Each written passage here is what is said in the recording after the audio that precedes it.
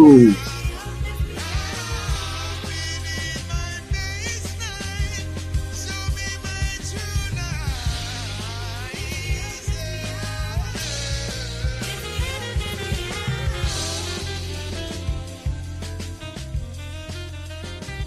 Wash clean my mind's eye.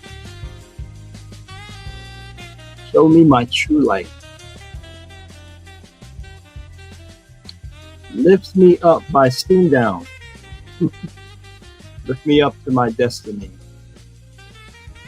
Understanding my path, my destiny in life. Beautiful song. One of our KGM, part of our KGM family from the UK. How y'all feeling? Peace and blessings, everyone. Yes, Tanya. Make sure you support Steam Down. Inspirational music. I see you, Karan. Welcome. Okay, Sekher Session on the YouTube. Brother Frank, how are you doing? And Aretha's in the house.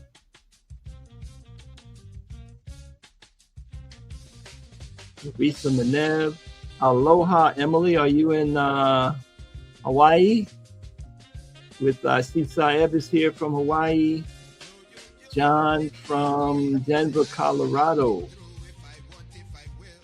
Come on, Dr. Brown. You know you're up on Steam Down already. Steam, like, you know, steaming hot in Florida. Steam Down. St. Petersburg.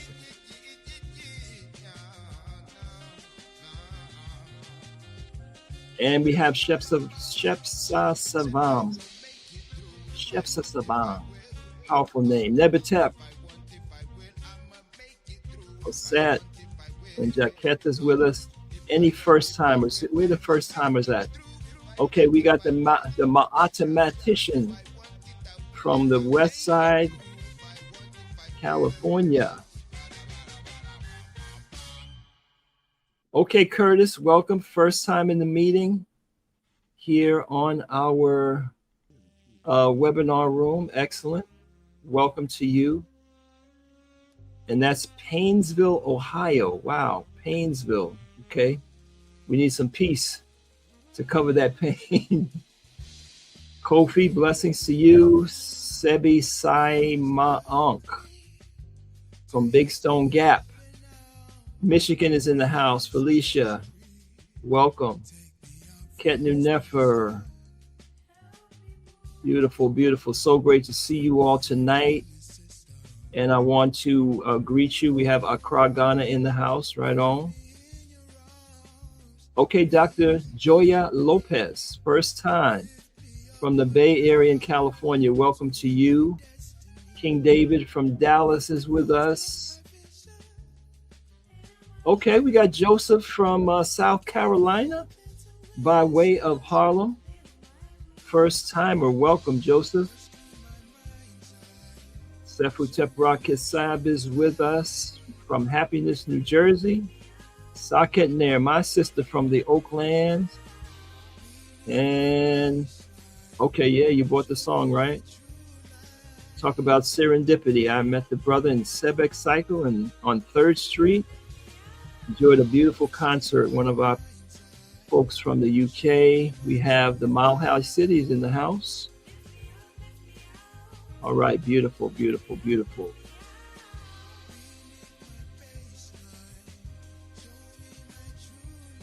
Beautiful. So I want to welcome you. My name is M. Tahuti Kamo, and I'm one of the facilitators here for a powerful, powerful system of meditation called Kamitic. That's Kamit, K-A-M-I-T, as in ancient Egypt. Kamitic guided meditation. And you're welcome to the family. This is our session 1. We meet 3 times a month, early in the lunar cycle. And in our session 1, we introduce you to the concept, to the understanding of the Metu Neter, or the so-called tree of life, right? That organizes the progression of the cycles that we experience every month. And we have had our eyes opened to the knowledge that each month there is an energy present that helps us to align ourselves with a particular faculty of our spirit. And that is the Holy Spirit that God has shared with us, that governs our success, that governs our growth. And it's like a wave of energy that's either propelling you forward as you ride it because you are aligned with it, or that might be smacking you back a little bit if you're not in harmony with that spiritual tide, so to speak.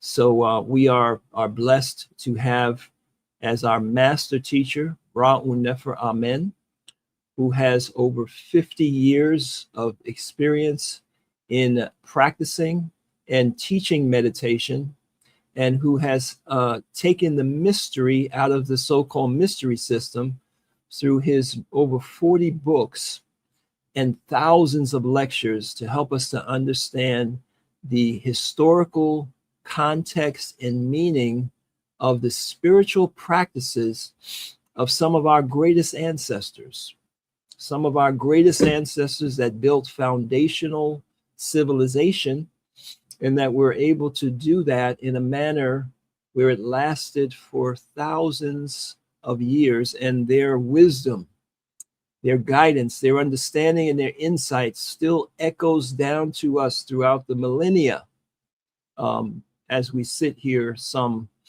4,000 or 5,000 years later. It's not an ancient, passe type of understanding. It is the wisdom that cracks the code of the most important questions that we need to answer in life, such as, who are we? What type of being are we? And what is the purpose of this experience that we are having on this plane that we call Earth? What is the purpose of it? And tonight we have a special cycle where we focus on that question in terms of the concept of destiny. Yes, destiny. So at this time, it is my pleasure to introduce you. Those of you that are here for the first time, welcome. And I want to introduce you to one of the greatest minds in the world, and spiritual teachers that we have the opportunity to learn from. A person that has proven the ancient Kamitic wisdom systems and their application of our lives today, and has done that through his dedication, his sacrifice, and his example for over 50 years.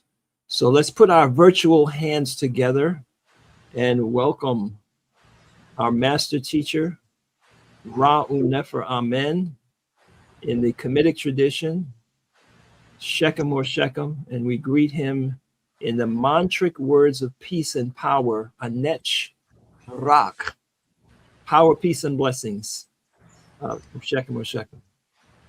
Rakatabu, peace and blessings to everyone.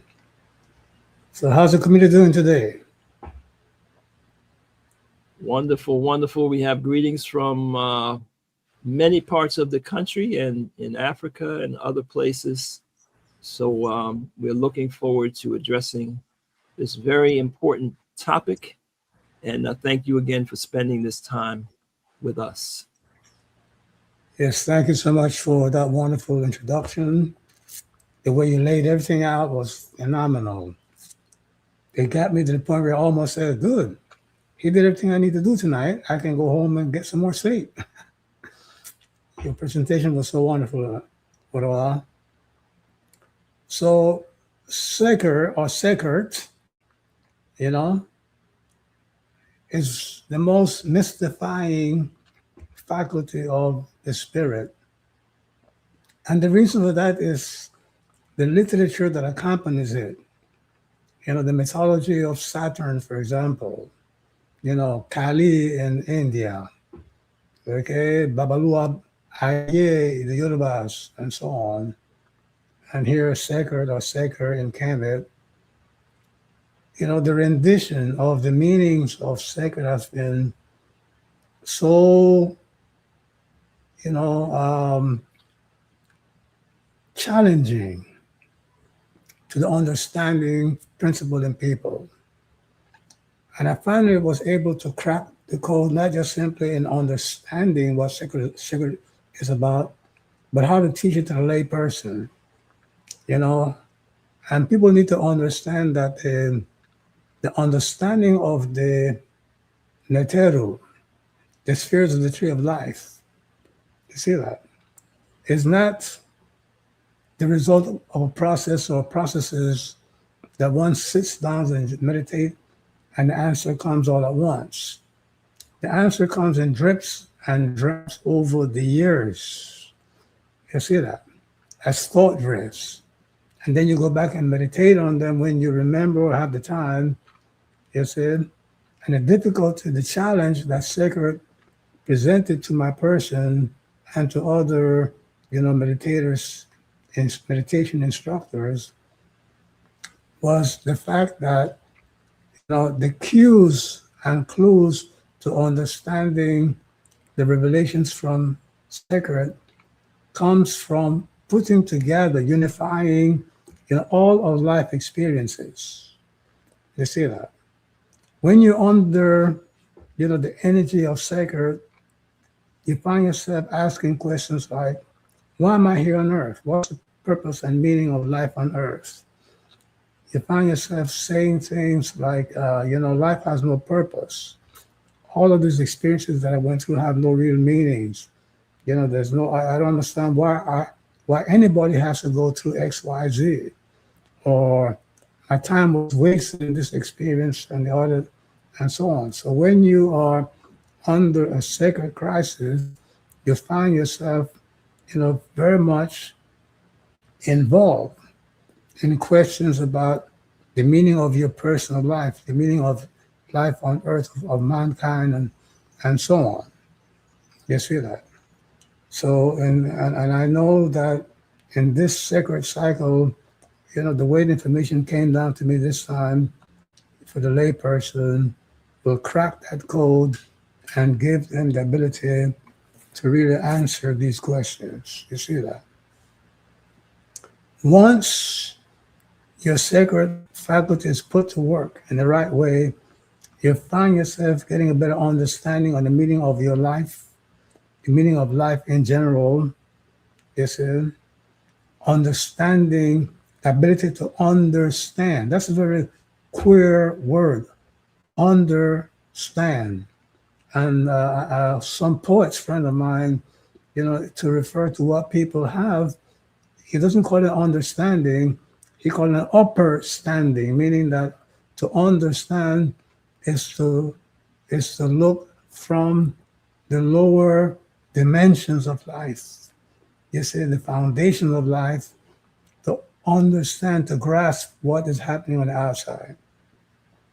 So the ability to understand, meaning opposite of upper standing, let's keep it in mind, because once you understand that most people, when they say, I understand, they mean upper stand.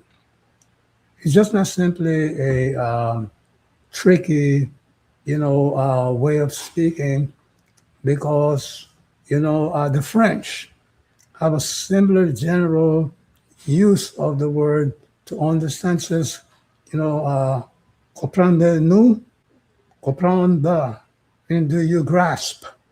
Where in English we say, do you understand? The French says, do you grasp? You see that? Because if I gave you, a certain, formula for, let's say, the formula, let's say, for heat, okay, the law of heat, for example, you can grasp it but not understand it. You can grasp it to the point that you can perform all kind of miracles, through, manipulating the law of heat, the thermodynamics and things of that nature, yet not understand a one iota of it. You see that?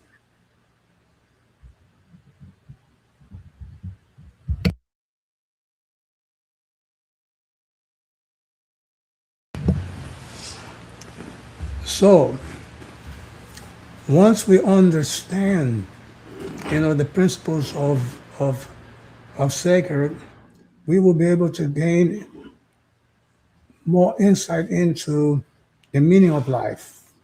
And once we are able to unify through this law, unify the different events that have happened and are happening and will continue to happen in our lives, we will gain access to the great spiritual power, the Shechem, that Sekher represents. You see that?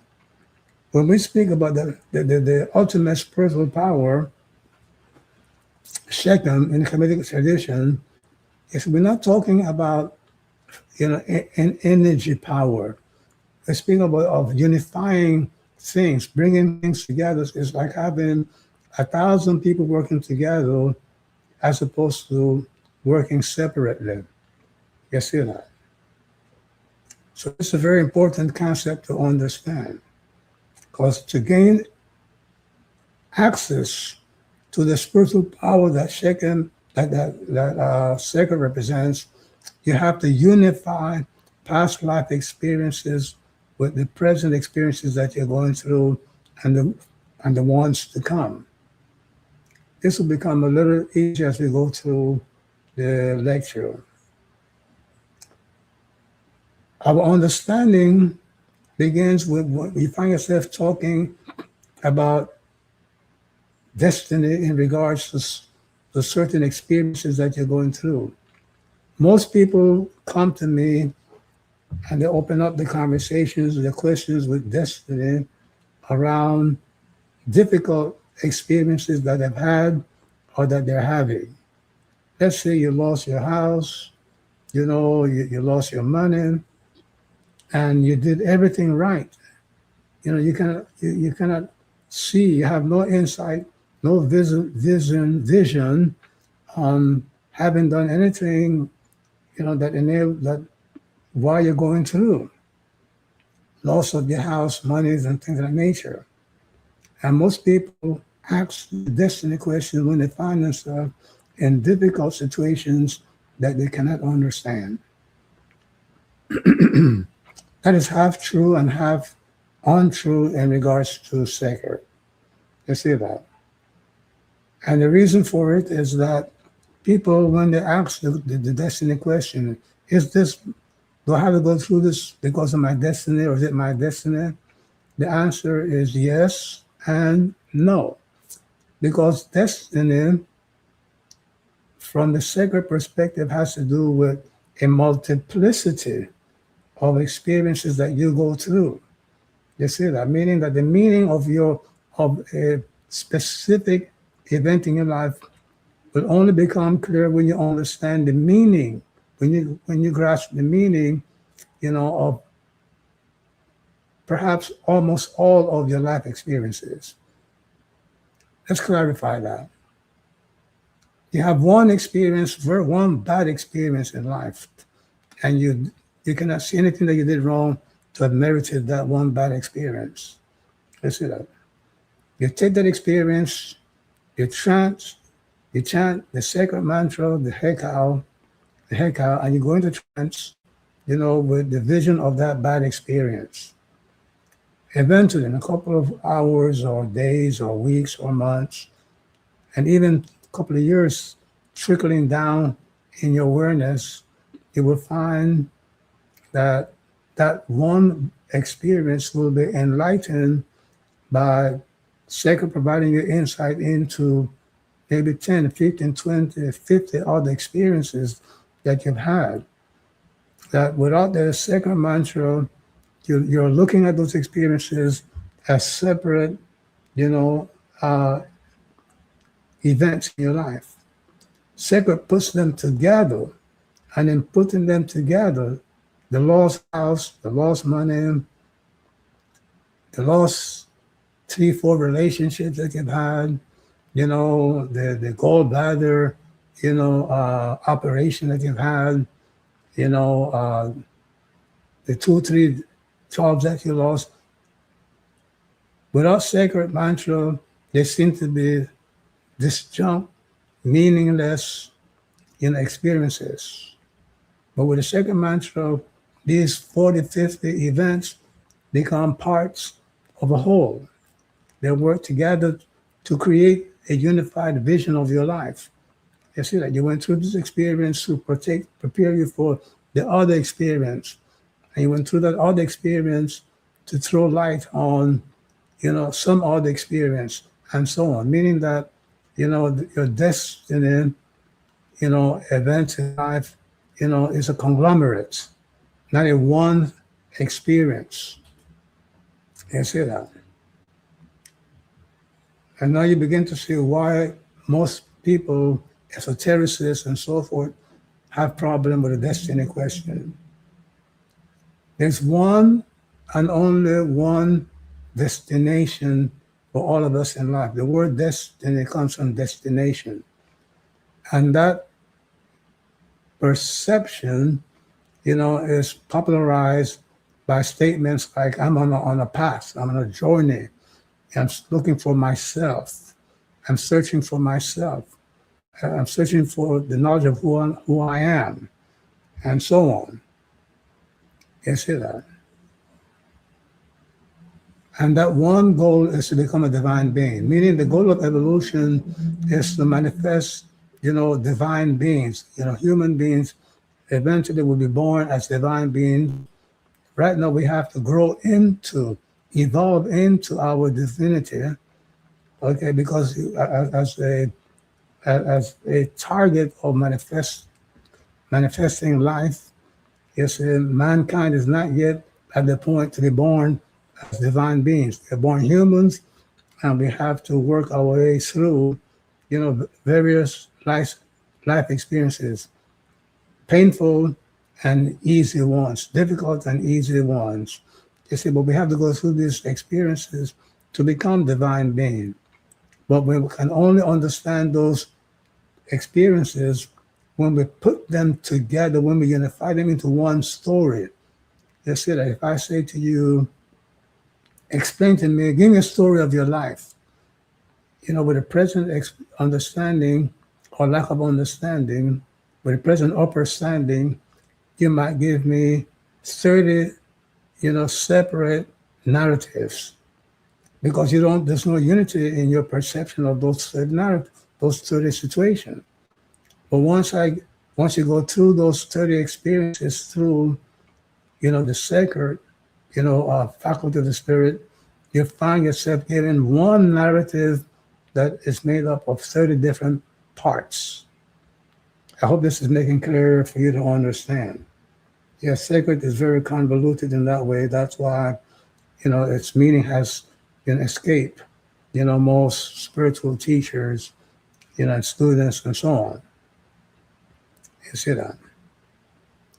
So there's only one goal to become a divine being, but there are many, many different paths to become a divine being. Other people have said that, but when they say that the one goal is approached through many paths, the many paths are being viewed as separate entities instead of different parts of one narrative. You see that? And that one narrative is just not simply an initiation system, because the parts of that initiation system is composed by your life experiences. That's something that I had trouble with, the various, initiation systems that have been put forward for mankind. You see, where the initiatory experiences and procedures were totally divorced from your daily life experiences, your mundane life experiences that many initiators thought to be irrelevant to your spiritual life and so on. So the materials for your spiritual work to become a divine being, you see, the materials for that are in your life. Your failures, your successes, your painful experiences, your painless experiences, they all must be unified. You have to get a unified view of all of your life experiences, which you cannot stitch together by figuring and reasoning. You have to go into that sacred part of the spirit in trance. You see, you have to go into trance into that part of the spirit and relive your experiences. So to help you understand clearly, how you're going to work this, okay, let's say you make a list, pencil and paper, you make a list of 10 experiences that you've had in life, five of which are very notable, striking experiences, standing very clearly, in your awareness. And five of them, are experiences that seemingly have no drama, no importance, and no relevance to your life. So you're going to have 10 experiences, which of course is not all of your life experiences. But for the exercise, we start with one set, five experiences that were very upstanding in your life, painful or very joyful. Let's say you have one very painful and four very joyful, and then you have another five set of experiences, that were not long lasting and were not very impactful and so on. And you're going to go into the trance with the sacred, mantra, and then after half an hour to 60 minutes, you are going to relive each and every one of those life experiences. And you're not going to compose the narrative, just simply go into trance, relive the experience, and once you come out of trance, write down whatever thoughts come to you for the next 30 minutes. So let's say you spend 30 to 60 minutes meditating, going into trance with Sekher, and another 30 minutes writing down the revelations that drift into your awareness. And you will do this every day with the same 10 experiences. And as time progresses, you will find that these 10 experiences begin to become one experience. And each of the 10 experiences is just simply a scene, a scenario in one and the same story. You see that? Before the second meditation, they seem to be, meaningful, standalone, separate experiences. Second will bring them together, stitch them together. And then when you stretch these experiences over time, meaning experience one took place, let's say, 30 years ago. Experience two took place, 25 years ago. Experience three took place 20 years ago, and so on. So you put them in sequence, time sequence, and you are going to begin to see that, these experiences are now coalescing into, parts of one narrative. And there's this unity, this unification of information that will begin to throw light on the meaning of your life. You will find that without meditating, you'll find your person, being able to see the meaning in things that you went through that to this day you're thinking was unnecessary, was unfair, didn't have any meaning to your life, did not do anything good for you, and so on. There were things that I went through that, I thought was just the meaning of it was I was a young man. I had to make a living. So I got a job at a music studio, organizing the musical, editing room and so forth, different parts of editing songs and so on. And then one day, the janitor did not come in. And the head of the owner of the business says to me, says, Ra, why don't you go clean the toilet? And I said to him, that's not what you hired me for. I don't do that. And he cursed me out. I took you out of the gutter. I'm telling you to do what you need to do, da, da, da, and so on. So I just walked out. It was, something that I didn't merit. I was a very good worker, respectful, and I was very shocked that he would talk to me in that manner. So I very quickly and easily put that information behind me until one day, some 20, 30 years later, doing a meditation to Sekher, bam, the meaning of that is meditation and that experience came clear. It was a lesson, that that I'm leaving parts out because I don't want to, I don't want to take you through the whole story, or whatever. But the basic lesson to me was that it's not the work and the kind of work that you perform, it's how you perform it. You see that? Because when I first had experience, I was like, how dare he do this to me, or to anybody.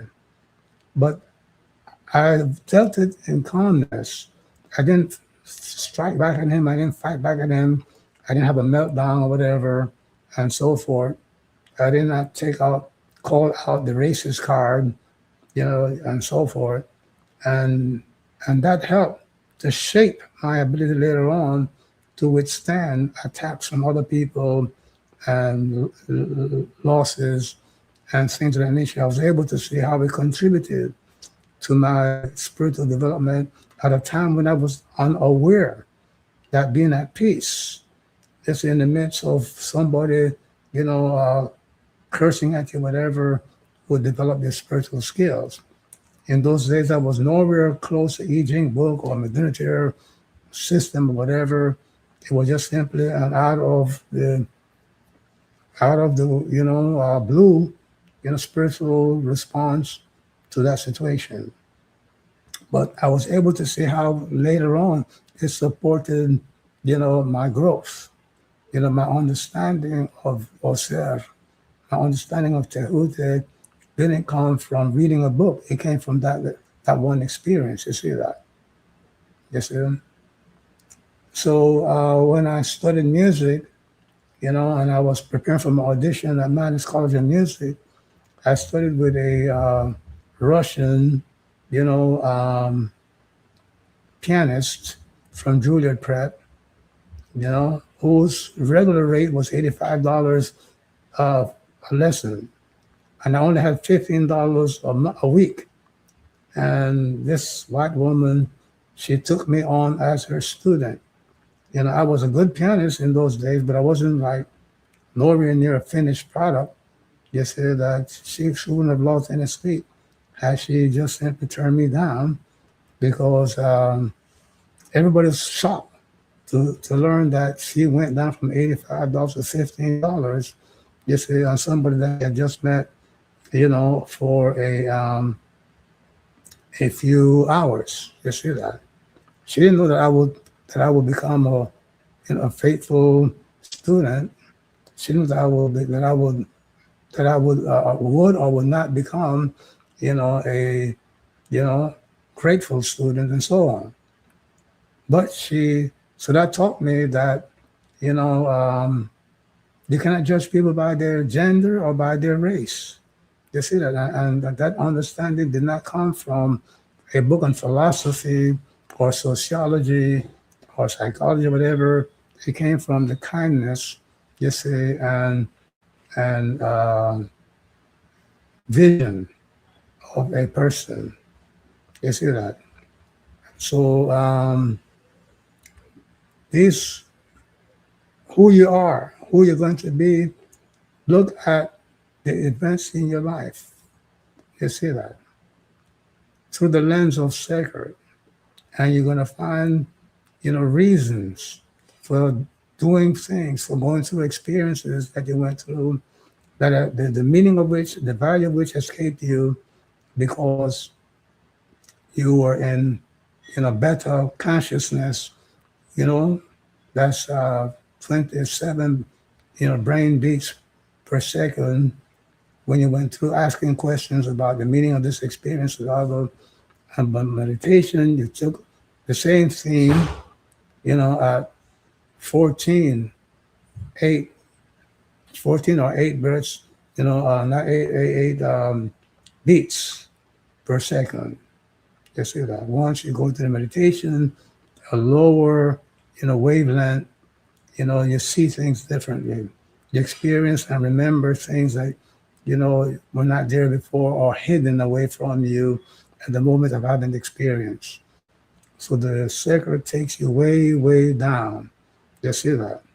Okay. It's the deepest state of consciousness, you know, um, in terms of dealing with information residing within you. So you're going to find that what seems to be separate, meaningless information and experiences, sacred puts them together. You see that? Okay?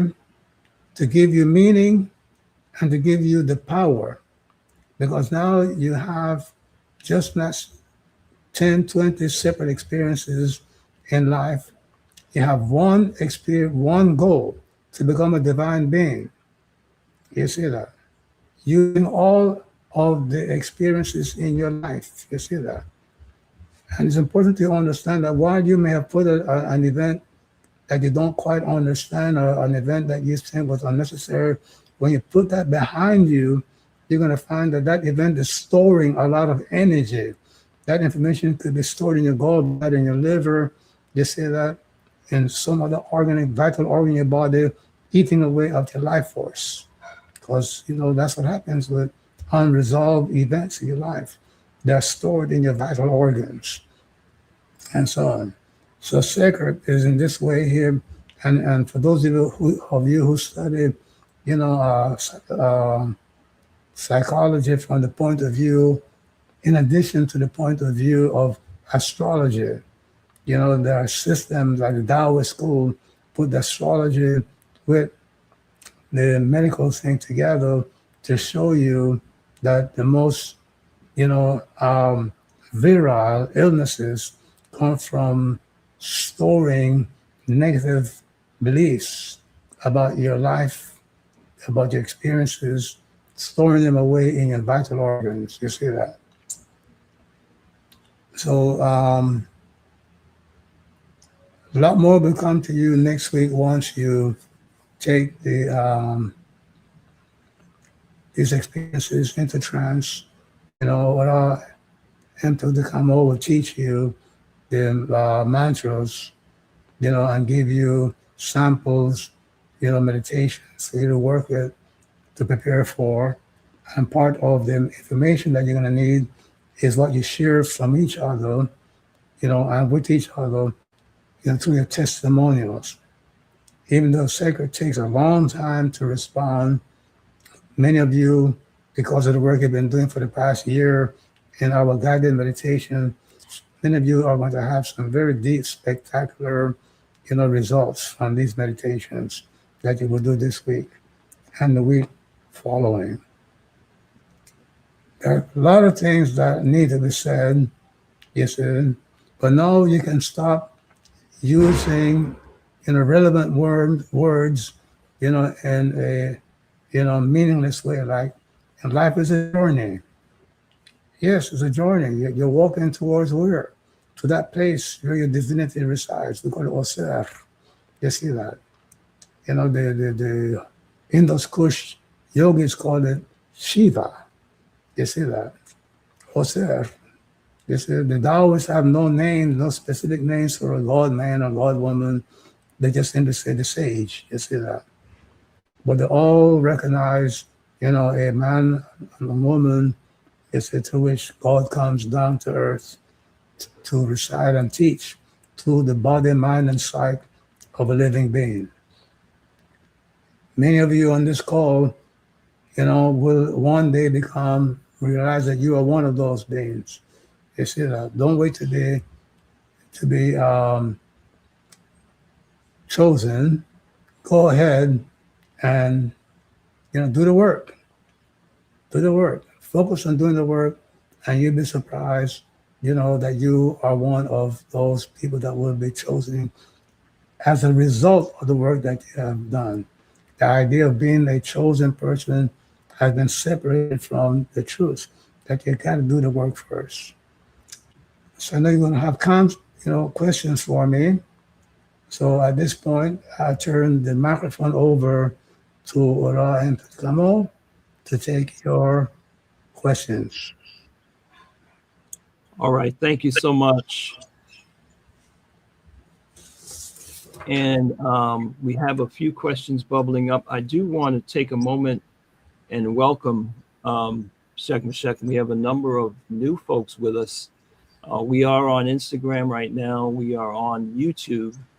And I want to welcome you, let you know that session 1 of our group meditation experience is free. It's open to everyone. And it's your opportunity to learn about this particular meditation system where we are working with a part of the spirit according to the lunar cycle. And this month we are dealing with that which is called Sekher. And that next week, for those of you that are members, it's a $25 a month fee to be a member.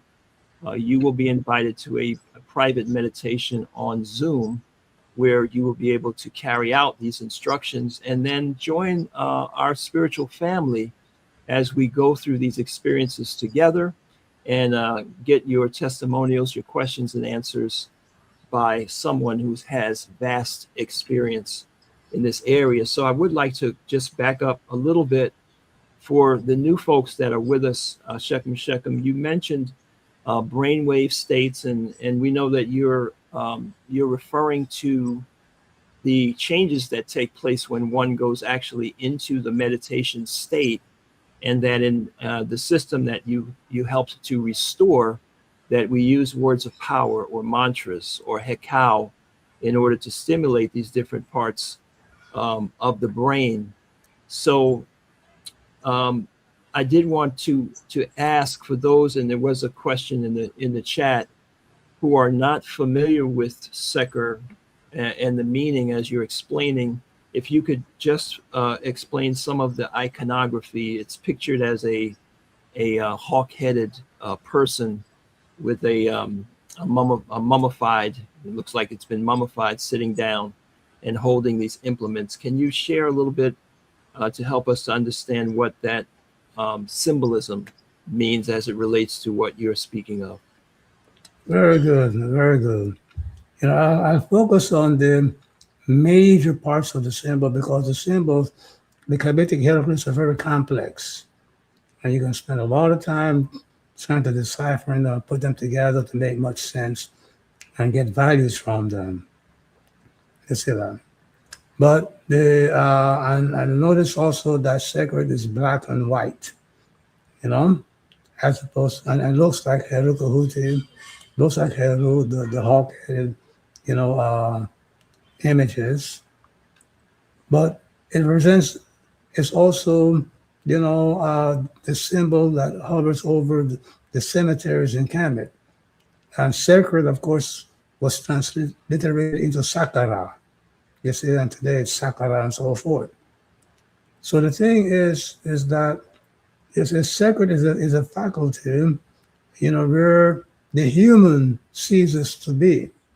In your growth from human to become a divine being, there is a cutting off point, a point where you're no longer human, and you become on your way to divine being.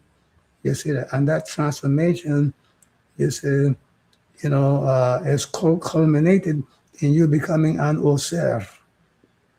You see that. So sacred is a faculty, meaning that once you begin to understand that there was no such thing as a negative event in your life. You see that somebody stole your $10 million. You were once a rich person, now you are a pauper with no nothing to remedy that situation. But through your spiritual work and teachings, you're able to remain at peace and enjoy the peace and continue to do the work to bless others with your great knowledge that you have received. You see that? That means that the human within you has died. The human within you has passed. And the various implements that you see in the hands, of Sekher correspond to different, statements.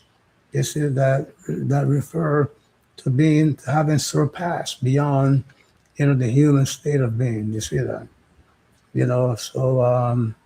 so those are the main, articles of meaning of the different images, on the the netter.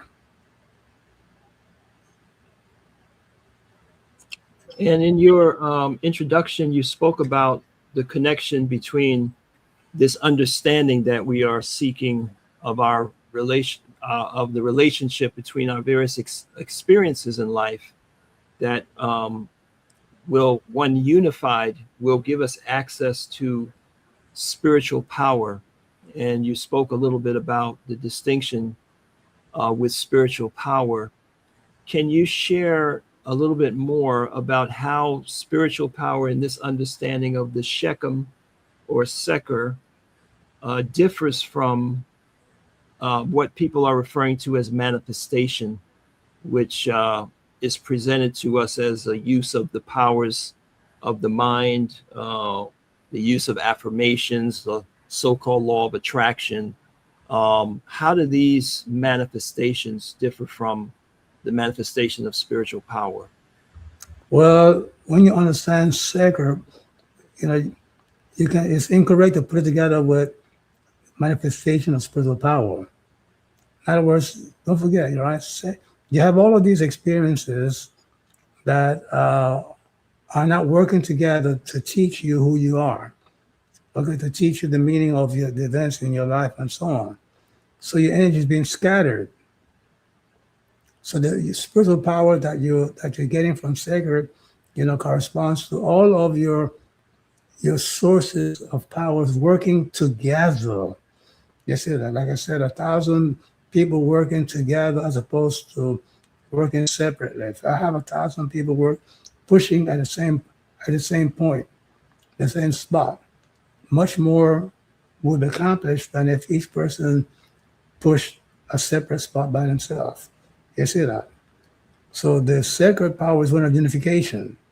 Different people, different forces working together to achieve the same goal, as opposed to working separately to achieve different goals. Because when the average person thinks of sacreds, they think that's of destiny.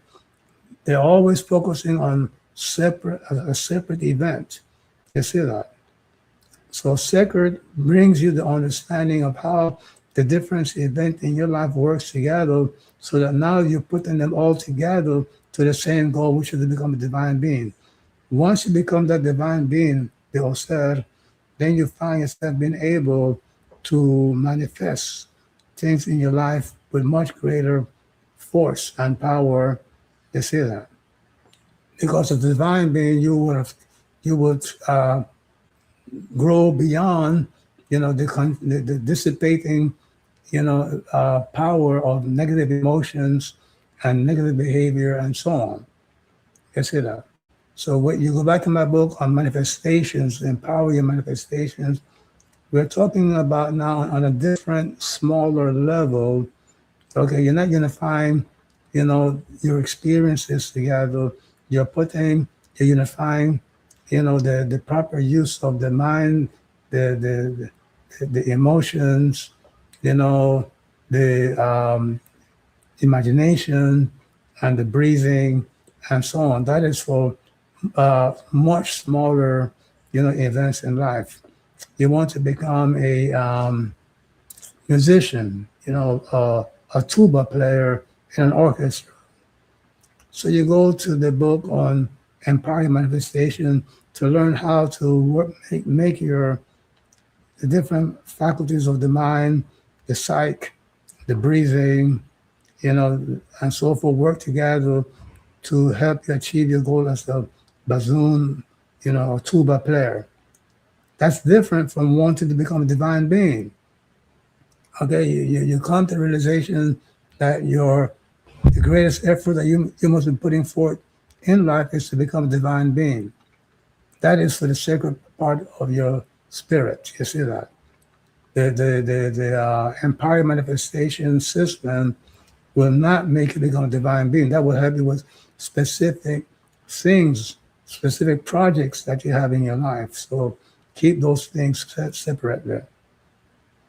So does one detract from the other? Shechem, if someone is working on manifestation and the meditation as you spoke of, raising their life force and the visualizations and affirmations in the pursuit of worldly goals, does that detract from the cultivation of Sekher and one's divinity?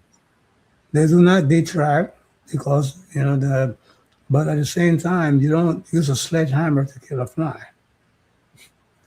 In other words, you don't go to Sekher. If what you have now is all the time you have now is to become, let's say, an accountant. You see that? Don't try to become an accountant with the Sekher, procedure. You see that? Mm-hmm. That's like killing a fly with a sledgehammer. Thank you. And we have Ray Eason. Welcome, Ray. He's on our Facebook page. And he asked about the correspondence between Sekher and the Ba. He says, is Sekher the Ba bird depicted in some portraits of the mummified person? The Ba is the name given to the part of spirit that houses your self faculty within you. You see that? Okay? The part of spirit where Sekher dwells is called the Shechem. You see that? Or the great power.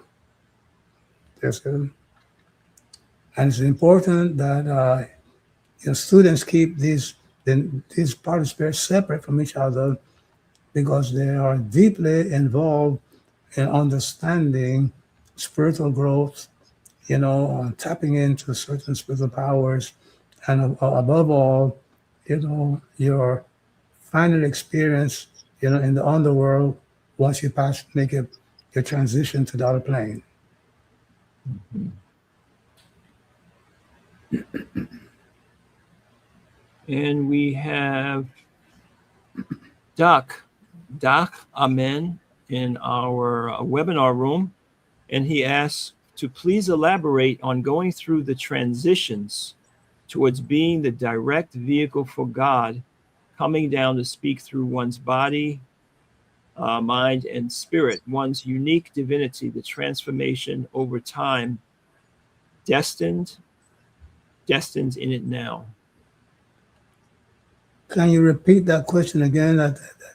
The couple of parts seem to me not jiving together. If you can repeat it, perhaps.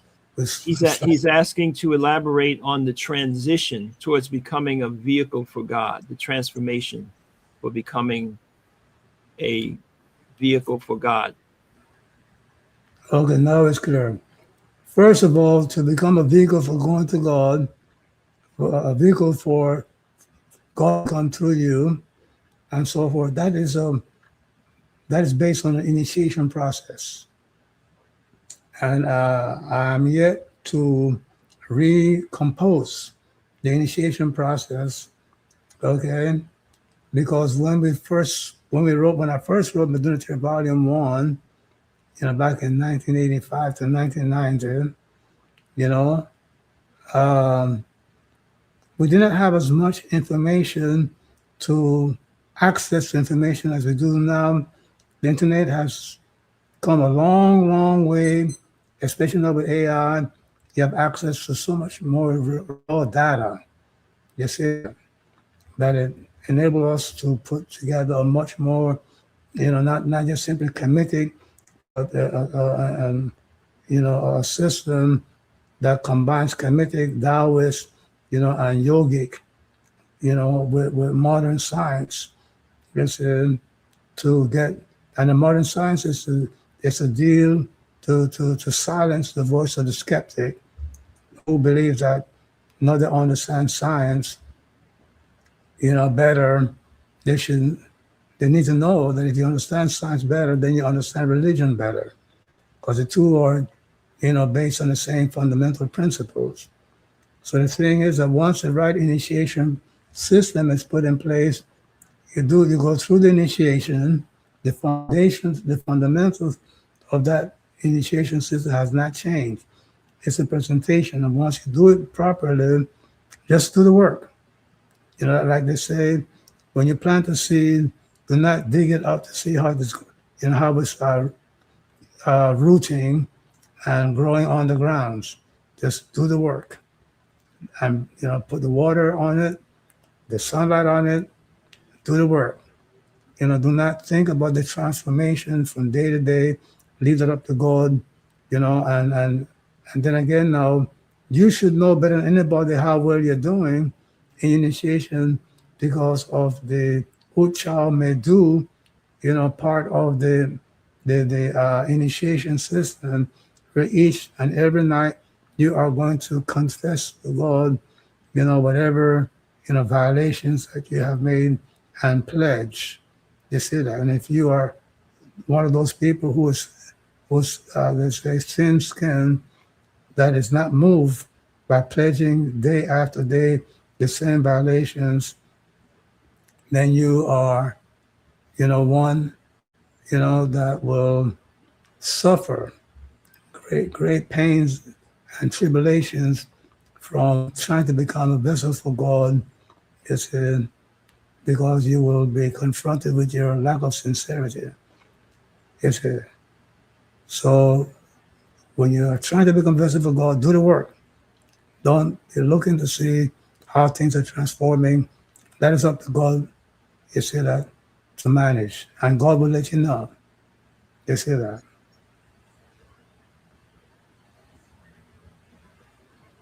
Okay, and we have Karan in our webinar room who asked the question, are you saying that all of our experience is tied to our destiny? To becoming an Osir, yes, absolutely.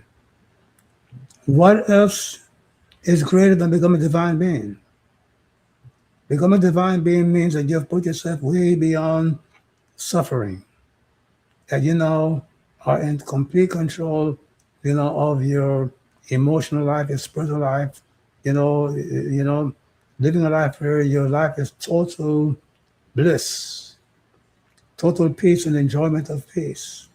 You see that?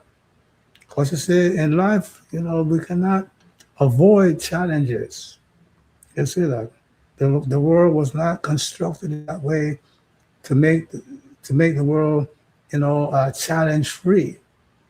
The minute that you become challenge free, your spiritual immunity system, diminishes. You see that. So you are destined to become a being that is beyond suffering. And what's the purpose of that? You now can save mankind. You now can pass on that knowledge to others.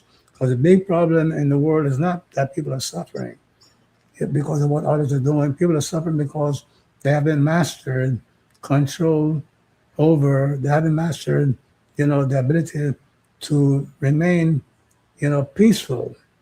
You see, and enjoy the peace, meaning have been, they have, they are suffering from the escape of happiness. You see that?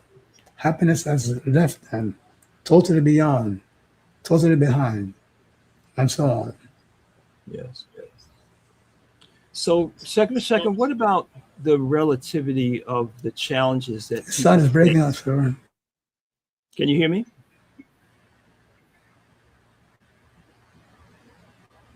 Hello? Yes, can you hear me? Hello, Ora? Are you hearing me well? I hear you now for about Okay. 20 seconds. Yeah, I think I'm back. We good? I'm good. Okay. So I was asking about the relativity of challenges that people face. And one of the things that brought this to mind was just recently there was a group of people that were removed from the United States back to Venezuela, and they found themselves in a building that, while they were, after being deported, residing, I guess, until they found housing. And then there was an earthquake, and many of those people perished. So when you see things like this happening in the world, is that part of what we're talking about when we say destiny? And what's the meaning of the difference between the relative experiences that people are having, even people that are very young? That's what I've been trying to say all night long.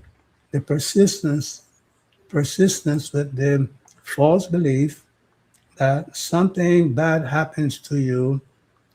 Immediately you think, is this my destiny to go through this? You have one destination to become an Osir.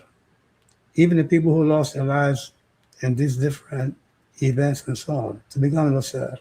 If not in this incarnation, in a future incarnation, because the journey is a long, long, long one. You see that? What you meant to ask the person who went through this as you went through good and bad events is as part of the spiritual growth, lesson that they had to go through is to cultivate the skills of being free of pain, free of suffering, free of emotion, no control over their lives and so on. They have to go through, some experiences or another where they can now develop their divine responses to challenges in life. You see that? That experience by itself will not do that. You see that? Okay? Once you put it together, once you take it into trance with a sacred mantra, along with other experiences that you've had, good and bad, together, these things will help you to understand how your life has been moving and is moving toward the realization of your divinity. Is that making sense to you, sir? Yes, indeed. And does that have to do with the correspondence or the relationship between Sekher and the ancestors? Well, like I said before, your ancestors is what came before you. Your ancestors are part of your spiritual development because you and your ancestors are all working together to evolve, not you or an individual, but to evolve, the tribe, to evolve the nation, and eventually to evolve mankind. You see that? And everybody has an ancestry that has left behind something to assist them in their quest for divinity. You see that? So you must honor your ancestors because especially those who have left, who dedicated their lives to teaching, leaving teachings to the realization of spirituality behind. You see that? We honor our Kamitic ancestors, Khufu, Khafra, and so forth, because they spent a lot of their wealth, you see that, developing these teachings and leaving them behind so that we will find them. These teachings that we're using today could have easily been eroded by the weather and things of that nature, but they survived. You see that they were buried in a very hard, undestructive, stone and so on, so that we will have it or they when they come back into this world, because many of us are our ancestors' rebirth. You see that? Mm-hmm. So yes, so you honor this. Thank you. So if you're just joining us, we're speaking with Ra Un Nefer Amen. He's the prolific author of the Metu Neter series, volumes 1 through 7, as well as 40 other books on the subjects of spirituality, relationships, holistic health, and Taoist yoga, and so on. He is the host and the designer of this Kamitic meditation system that you are being informed about in tonight's session. And this is session 1 of 3 dedicated to this faculty of the Holy Spirit that our ancestors in Kemet referred to as Sekher. So in focusing on the preparation that you've given us tonight, Shechem, you spoke about making a list of our experiences, and then we're going to be given some guidance as to how to meditate to help us to recover or to uncover the meaning of the experiences that we have in our life that are tied to our growth and into our divinity. So, a question for people that are just starting with this type of work, going into the meditation state and reliving past experiences. What if some of these experiences are quote unquote traumatic or difficult? Many people had certain experiences in their youth that they might spend many of their years in therapy and so forth trying to recover from. So how will the meditation that we're going to be doing address those unpleasant experiences or that might trigger emotional reactions? Well, I'm glad you asked that question. They should not choose to meditate as on let's say any very troubling, emotionally troubling experiences. If they lost a house for $1 million or $2 million, and they did not go through a emotional, you know, um, big emotional upheaval, yes, you can meditate on that. But if you have a psychiatric response, then leave those things alone. You see that? Yes, and if you have something that was diagnosed as some medical situation, psychological medical situation, yeah, then no, do not, and that would be true for any other meditation, experience. You see that, and anybody, unless a person has a medical degree, psychiatric, psychotherapist degree, you should not involve yourself with them in any meditation that makes you relive, these, emotionally charged experiences. When I said to identify 5 situations where you have serious problems, and I was not speaking about emotional problems. Nobody would, and you didn't hear me say that, and nobody would promote, such an experience for the student. Mm-hmm. And Shauna asked, what about experiences that we don't consciously remember? How do you access them to join with the others? If you do not consciously access, choose, or seek to experience something, then the only way you can experience it is if and when it comes to you on its own. And in most such cases, those things happen because you either, you were ready to handle them. So because there's in psychology, there is an effect called repression, suppression, and repression.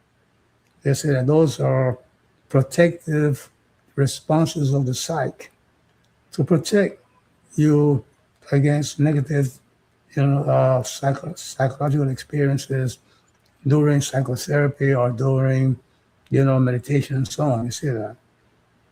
So your body your mind, your psyche has suppressed and repressed, different techniques to block certain memories from you. So if you know that a particular experience, led you to a very, very, bad experience, stay away from them, no matter what the meditation system is, you know. And if you don't remember them, then you don't remember them. There's nothing you can do about that. If it comes to you in most cases, it's because your psyche is ready to receive them. If it's coming to you and you're discovering that such an experience is coming back to you and you don't feel comfortable, then stop meditating. Or if it's happening through psychotherapy, end the therapy session. and then take that to psychiatrists, for the proper medication and so on. But in the 50s, 2 years of teaching, we never had anybody with, any of those experiences and so on.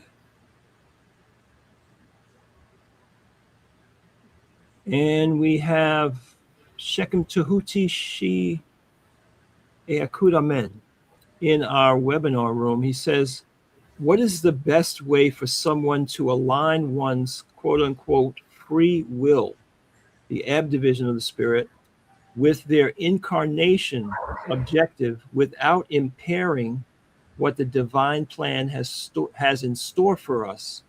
Question: is it done by suppressing the desires alone, or else? I'm not sure what that. Yeah, the question forces me to give an answer, okay, that may not be, that the student may not find, to his or her liking. He said that the free will, the will is free by nature. You see that? By the mere fact that the will is a part of the self. This is that's that that is found in a part of spirit, okay, that has no energy and matter moving through it. You see that? So there's no energy and matter in it for any emotion to compel or impel it to act in a certain way. That is the foundation of the freedom of the will. You see that? So when whatever is happening in life, unless you are in inebriated state, or in a, caught up in a stress mode or whatever, or psychiatric, experience, the will is never compromised, by events in your life. You always have the freedom, you see that, to say yes, the freedom to say no, and to execute that freedom. You see that. Now, when it comes to now events in your life, okay, uh, you always have the freedom to indulge or not to indulge events in your life. The problem is that you see many students have not gotten to that point where they want to challenge themselves to block, an emotional impulse without having done the preparation, the preparatory work. So to take on that part of the desire nature, or the stress response mechanism and so on. And that is why if you go through meditate my book, Metu Neter Volume 4, you find that I gave a very, graduated set of initiatory experiences to go through in a systematic way, taking on the different emotional and sensual part of your being. You see that? So when you're being defeated, find yourself being defeated by the emotional and sensual part of your spirit or your psyche, it's because you have not prepared yourself. It has nothing to do with a fiasco of your will. You did not prepare properly to handle, the part of your psyche that you are not challenging. You see that? To speaking of Volume 4, we have Tawanda. Welcome, Tawanda, on Facebook, who says, I am currently reading Metu Neter Volume 4, and it has instructed me to wait until February to start the work. Is it necessary to wait, or is it possible for me to start the work now? It's not. You can. You're not obligated to start in February, but as you remarked at the beginning of this class tonight here, there's a cyclical principle, a psychical, mental, biological clock that governs the functions of the different faculties of the spirit, the psyche, and the mind. so that the different procedures that you're going to go through, can be done at any time of the year. You see that? But they are more effective when done at the proper time of the year. You see that? So let's say that you wanted to start Metu Neter 4 exercises now. You see, go through as many meditation exercises as you can go through, and come February, start all over again. Because you're gonna, you're not going to achieve your goals with 1 year of work in Metu Neter Volume 4. You see, the work in Metu Neter Volume 4 is going to require several years for you to complete the work laid out in there. You see that?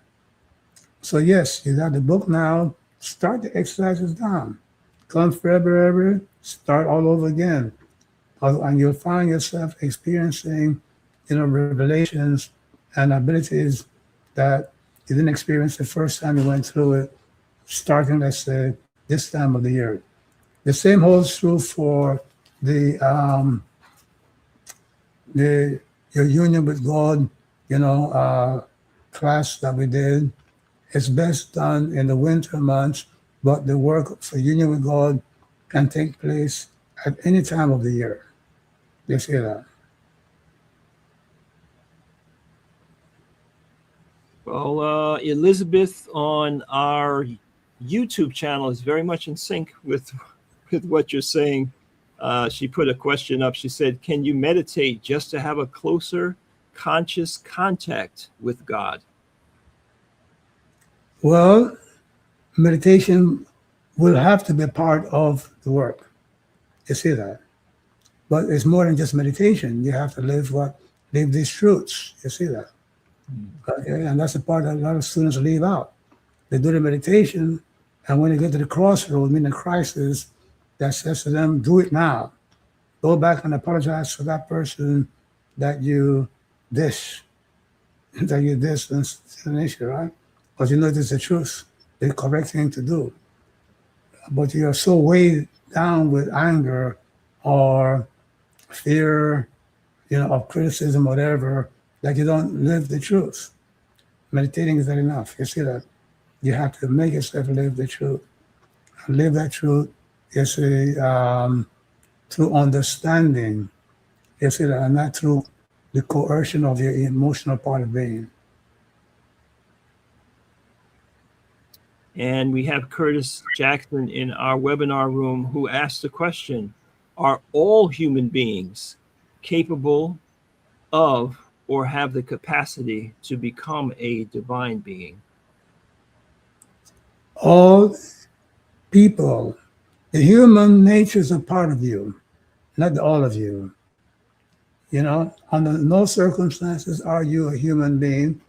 You might be under the control of the human part of life. You see that? All of you, all of us have a set of human faculties that are subject and capable of being, you know, eradicated from our life. You see that? All of us, have the divine faculties, as shown in part Neteru, Amen down to Geb. We all have the divine faculties that can be aroused, you see, and enable us to become divine beings. You see that? So, yes, the answer is yes. We all are capable of becoming divine beings. As a matter of fact, we all came. We all came to become divine beings. As crazy as the behavior of some people might seem, you see, and so that's why some yogi says, honor the divine in every person that you meet. You see that? You see?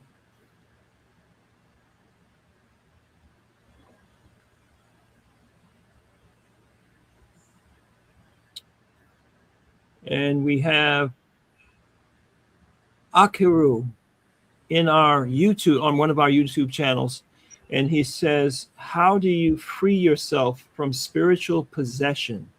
I've been dealing with a possession since I've meditated, and I've been suffering for over a year. I need help. Well, possession is a common, a folk anecdotal label that the Western, I don't know what to call them. They call themselves experts on this, the spiritual conduct of non-Western people. But the idea of a spirit taking over your mind and psyche, whatever, is totally unscientific and not based on any reality and things of that nature. When you find yourself, in a trance, okay, that is difficult to get out of, it's because your vagus nerve is weakened. You see that? So go on the internet, Samsung and Amazon. I was thinking about my phone here, Amazon. Go to Amazon and look up, vagus nerve therapy. And you're going to find a lot of exercises. Better name will be exercises other than therapy. So get a good book on strengthening the vagus nerve. This is humming and breathing and things of that nature, or if you get your hands on one of my oldest book, the meditation techniques of the Taoists, Kabbalists, and Vedantins, I explain the Tumo breathing in there. You got to strengthen the vagus nerve again. You see that? So that's what happened to this person. But then you're going to have to look and research to find out what caused the weakness in your vagus nerve. You see that? Why you get stuck, in a low brainwave state. The so-called position is your brain getting stuck in alpha when it should be in beta. You see that? So deep breathing and humming and things of that nature and other exercises and so on. And if you always spoke about possession, but try to get more technical in describing, your symptoms, what's going on with you, because it is on one end, it could also be, a medical situation that you're experiencing. You see that? The meditation just happens to be, a physical challenge to the physiological weakness that was there. So, but it could be some other physical problem, health problem that is being hidden. In the 52 years I've been teaching, you'll never have somebody with such an experience through any system of yoga, meditation, or qigong, or whatever have you. So through all means, look up information how to strengthen, and stabilize your vagus nerve. It's the largest and most important nerve in your body. Thank you for that. We just have a couple more, and I know we're coming down to the close here. I want to welcome Loki on our Loki Stormbringer. It's his YouTube handle. He's first time with us, and he asks, does following a vegetarian diet help support the raising of your life force and raising of your spiritual development, along with the Kamitic initiation system? Absolutely. Following a vegan diet, just not vegetarian, will, number one, heal and straighten out and harmonize, um, your gut, your second, brain is in the gut. You see that, okay? And especially a vegetarian diet that has different probiotics, and or better yet, the symbiotics. In other words, not only do they give you the probiotics, but the food for the probiotics within you, because you have a brain inside your gut that needs to be stabilized, and you cannot do that with a animal diet. You see that? Go on the internet and look up the nutritional values, of of animal diet and vegetable diet, and you will find that your vegetarian diet, for the same amount of calories, and nutrients that you take in, a vegetarian diet far surpasses an animal diet. More vitamins, more minerals, more, nutritional factors like, the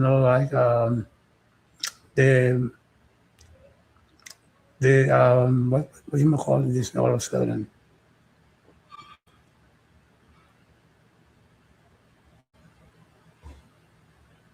I was thinking of some special things here, anti oxidants and so on.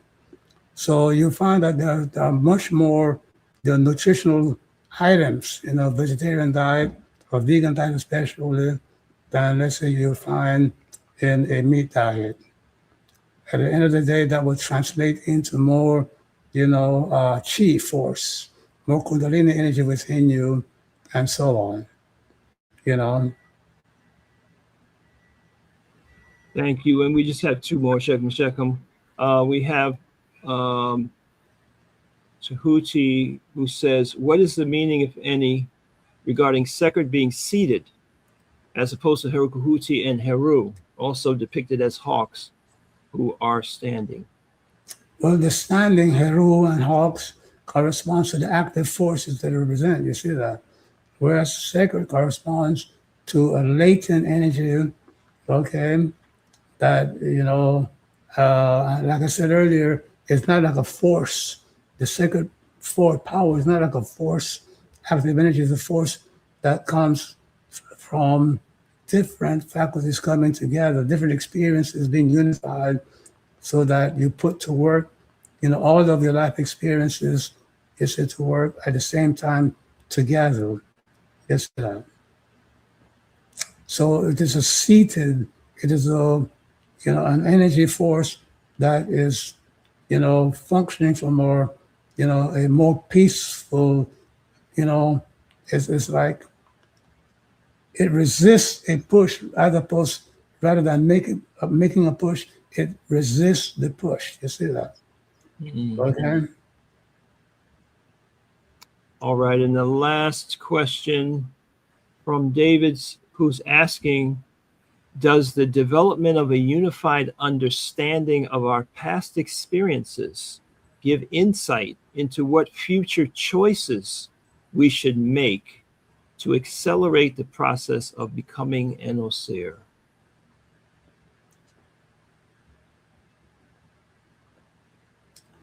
In other words, it doesn't really matter.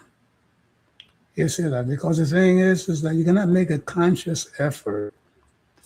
You say, like you decide, if I do this and let's say you're sitting down with pencil and paper, you write down, if I do this and I do that and so forth, I can or may become an Osir much sooner. You don't know what is going to come out of the woodpile tomorrow. You see that? There are a lot of, because, understanding your past life is not going to help you to choose, what life experiences you're going to go through tomorrow. You see that? You see, and from the spiritual point of view, the stronger the challenges are, the more power you receive by responding spiritually and positively to those challenges. All right. Well, thank you so much for spending another hour and a half with us, giving this guidance on this very, very important aspect of our spiritual development. Sylvia, what was your question?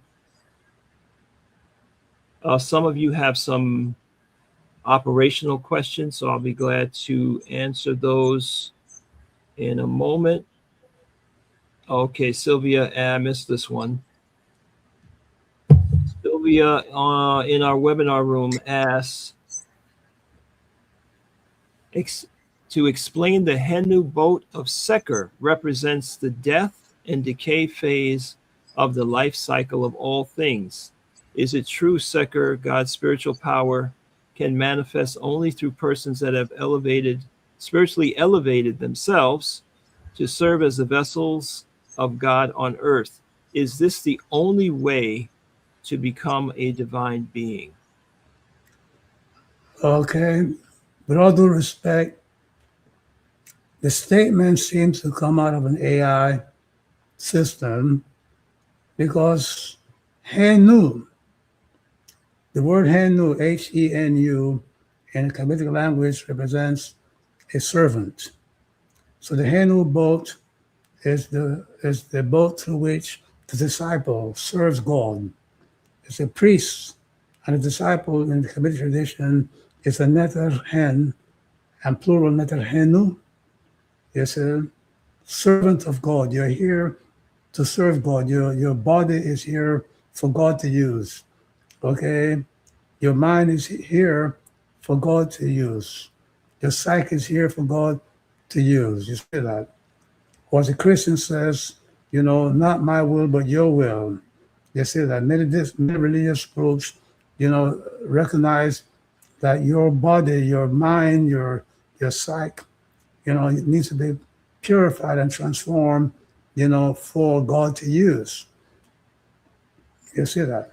So the whole thing that the young lady, right, or maybe young man put forth as, as a consequence of the Hindu boat, is some incorrect statement that some researcher put together, and it's not hard to understand for the simple fact that most of what Sekher represents is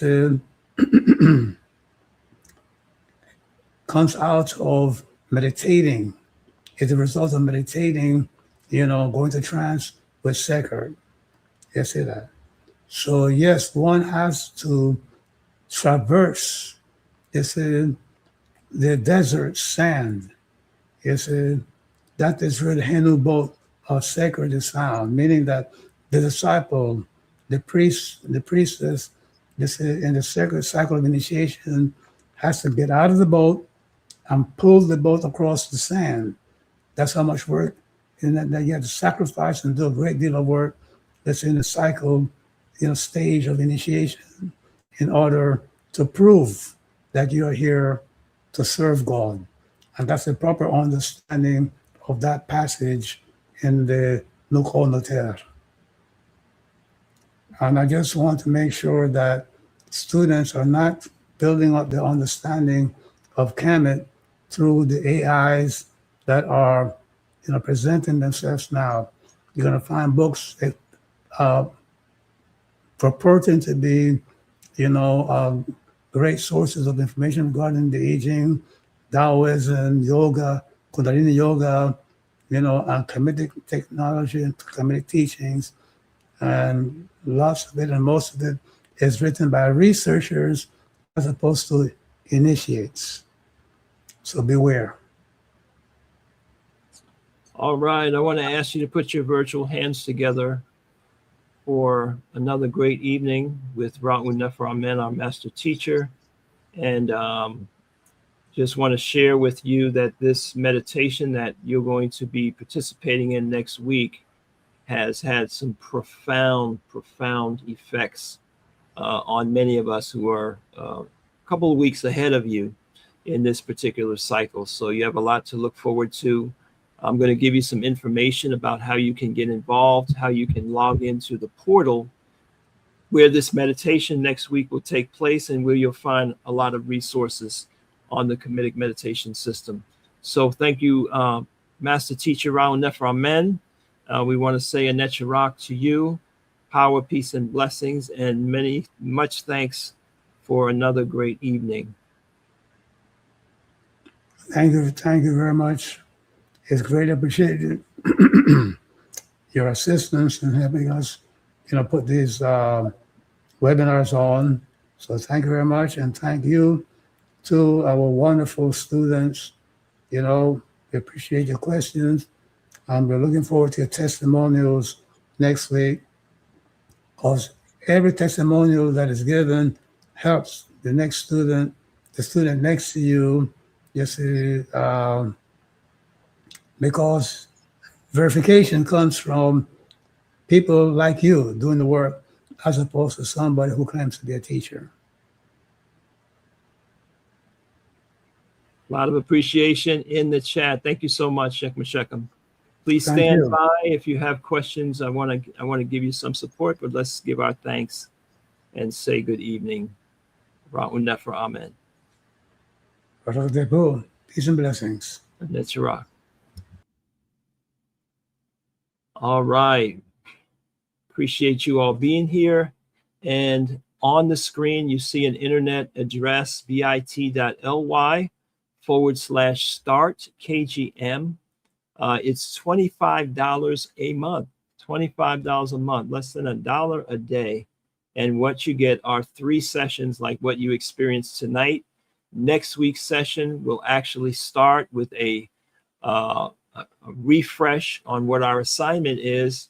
And then you will be guided in a live online meditation using the Sekher Cycle, or mantra, words of power, and the musical composition, which we didn't speak about, that really helps you to go into the deeper brainwave states, right, in order to experience this meditation.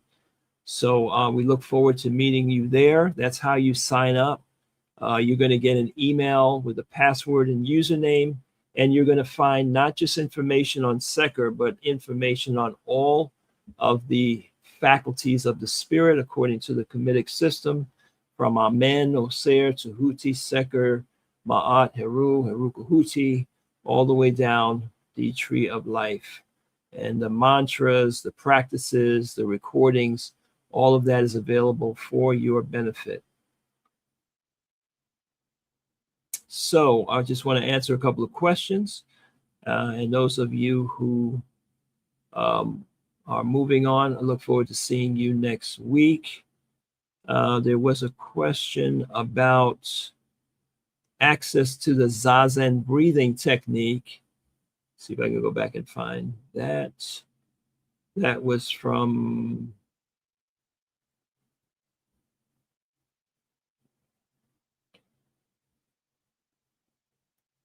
a lot of greetings in here. Okay, I think I lost my place, but if you are the person that has signed up for the Ma'at 11 laws and you don't see your Zazen module, you can shoot us an email. Yeah, I don't see it. You can shoot us an email and we'll make sure we get you signed up on our Kamitic stream. So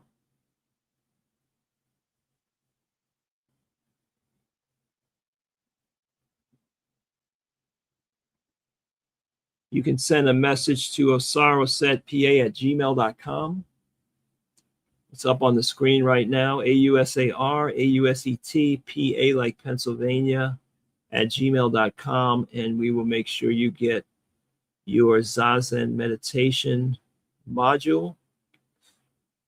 Another person asked about getting a spiritual reading. We do have priests and priestesses that are qualified in some of our parts of the country, and some that also work online that can help you with that.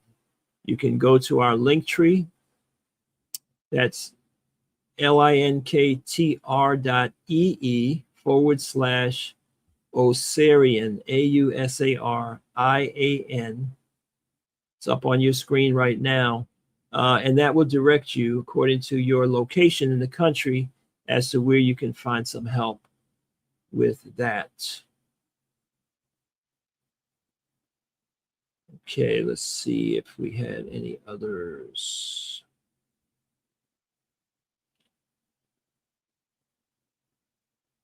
All right, you're welcome. Tacoma, Washington. We have a group in Seattle. Yes, close by, Joe. So look up Asaraset Society Seattle, or go to that link tree. I believe they are represented there. You can get some help. Marcella, Okay, Marcella, send me your email address and I will get you hooked up with your Zazen.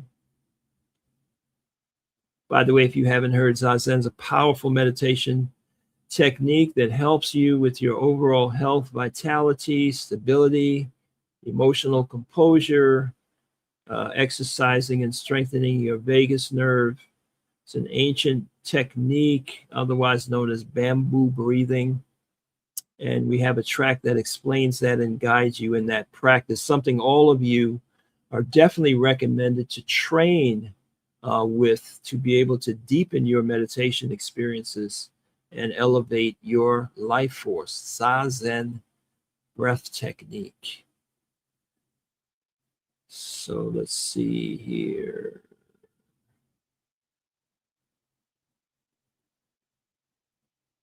Okay, Joseph. Wow. 60 years ago at the Rosicrucian Center, Strivers Row in Harlem. All right. Welcome back.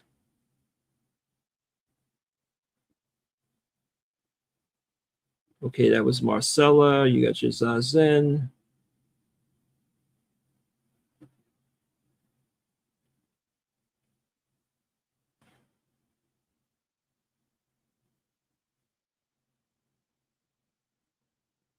Yes, brother Akeru, you want to get some help from some good holistic qualified practitioners.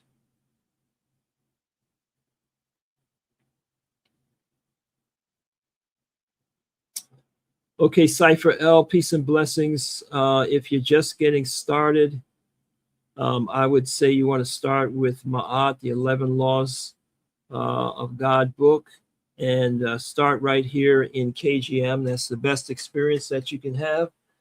This is the book that we're referring to, right? Very compact, very powerful, but it will give you the understanding of the Metu Neter, the tree of life, and most importantly, the laws, the divine laws that undergird this Kamitic spiritual system, the source of wisdom that is spread all over the world. Then, of course, we have Metu Neter, Volume 1.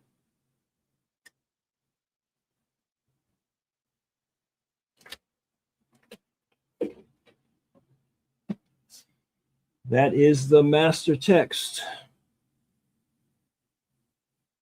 Now available hardcover, softcover, and even an ebook. So you can get that tonight at kamiticlegacy.com. I'll put that link up for you, KAMITIC legacy.com.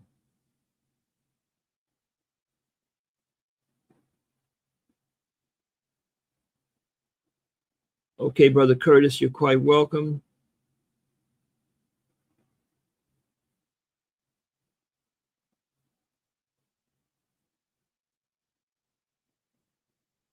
All right, I think we're all good.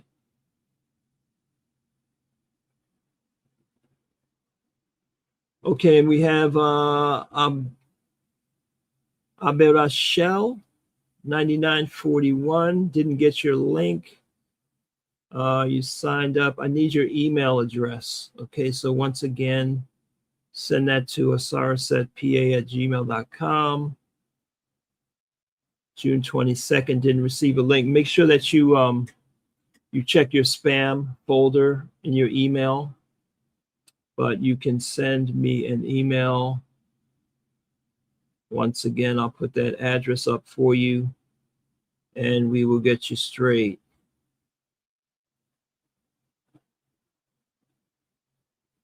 There we go.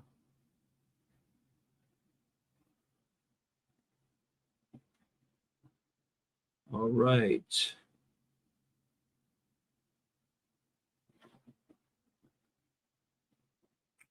Well, have a great night. Have a wonderful Sekher Cycle. And let's pull our boat.